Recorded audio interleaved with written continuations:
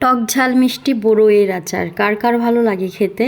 আপনাদের ভাইয়ার তো অনেক পছন্দের একটি আচার এটা।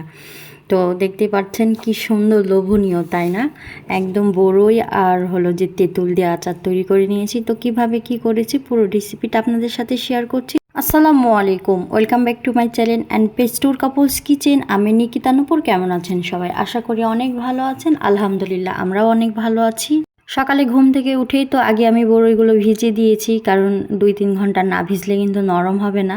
সেজন্য আর কি বড়ইগুলো আমি খুব ভালো করে পানিতে ভিজিয়ে দিলাম। খুব সুন্দর কিন্তু নরম হয়ে গেছে, দেখে অবশ্য বুঝতে পারছেন। এখন বড়ইয়ের বুঠাগুলো আমি ছাড়িয়ে নিচ্ছি আর একটু করে ফাটিয়ে নিচ্ছি, নাহলে কিন্তু ঝাল মশলা ঢুকবে না। সেজন্য আর কি একটু করে আমি ছিঁড়ে নিচ্ছি। তো এভাবে পুরো সব বড়ইগুলোই আমি হলো যে একটা একটা করে বেছে নিয়ে পরিষ্কার করে নিব। তো সব কিছু পরিষ্কার করে রেখে দিলাম। আর এদিকে প্রথমেই তো শুকনা মরিচ কিছু আমি ভেজে নিলাম। শুকনা মরিচটা ভাজা হয়ে গেলে সাথে আমি এখানে 5 ফোড়ন ভেজে নিব, ভেজে রেখে দিলাম। পরে গুঁড়ো করে নিব। আর এই তো এইখানে হলুদ, লবণ, মরিচের গুঁড়ো সবটা দিয়ে কিন্তু আমি বড়ইগুলো সেদ্ধ দিয়ে দিয়েছি। আর খুব ভালো করে আমি সেদ্ধ করে নেব। বেশি নাড়াচাড়া করব না, মানে ঘাতা ঘাতা করব না। নরম হয়ে গেলে এটা আপনাদের ভাইয়া খুব একটা পছন্দ করে না খেতে। আপনাদের ভাইয়া কিন্তু একদম গোটা গোটা খেতে পছন্দ করে। অর্ধেকটা বড়ই সেদ্ধ হয়ে এসেছে। তারপরে আমি কিছু তেঁতুল দিয়ে দিলাম, দেখতেই পাচ্ছেন একদম পুরাতন তেঁতুল রেখে দিয়েছিলাম। তো তেঁতুলগুলো আমি দিয়ে দিলাম, দিয়ে এখন ভালো করে মিশিয়ে নিব, দিয়ে আরেকটু পরিমাণ আমি সেদ্ধ করে নিব। তো ফাইনালি আমার সেদ্ধ হয়ে গেছে। এখন আমি পরিমাণ মতো দিয়ে দিচ্ছি চিনি।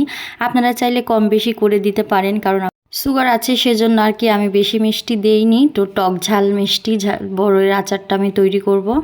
অল্প পরিমাণে চিনি দিয়ে আমি ভালো করে আবারও নাড়াচাড়া করে নিলাম। আর চিনি দেওয়ার সাথে সাথেই না অন্যরকম একটা কালার চলে আসে, এত সুন্দর লাগে, একদম লোভনীয়, তাই না? আর আচার খেতে কার না ভালো লাগে, সবারই তো অনেক প্রিয়।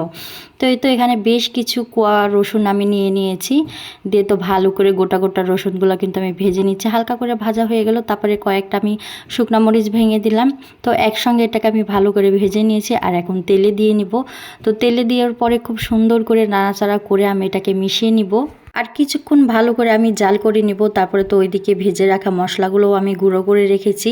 ফাইনালি আচার হয়ে গেছে, দেখতে পাচ্ছেন কি সুন্দর লোভনীয় হয়েছে, তাই না? তো পুরো রেসিপিটা সবাই দেখবেন, আশা করি আপনাদের ভালো লাগবে। আর যদি ভালো লেগে থাকে অবশ্যই লাইক, কমেন্ট, শেয়ার করে দেবেন।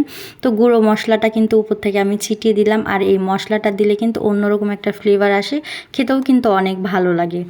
তো ফাইনালি রেডি, দেখতেই পাচ্ছেন। তারপরে তো আমি তো রোদে শুকাতে দিলাম। তো বড়ির আচার খুব একটা বেশি শুকাতে হয় না, আমি 2 দিন শুকিয়ে নিয়েছি। আর খুব সুন্দর একটা কালার হয়েছে, তাই না? খেতেও কিন্তু অনেক মজা হয়েছে। আপনাদের ভাইয়া কিন্তু অনেক অনেক পছন্দ করে এই বড়ই আর হলো যে তেঁতুলের আচার, একসঙ্গে মিক্সড করে।